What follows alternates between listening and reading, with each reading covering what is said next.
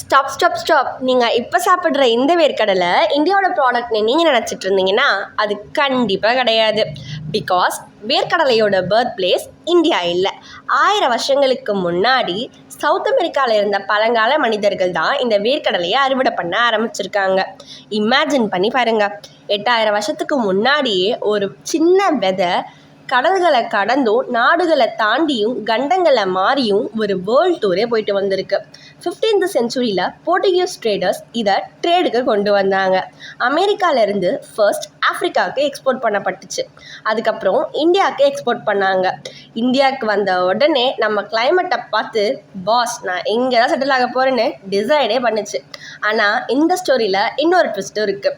இது கிரவுண்ட்நட்னு பேர் இருக்கிறதுனால இது நட் இல்லை, இது ஒரு பீன் பீஸ் ஃபேமிலியில் இருக்க ஒரு லெக்யூமி.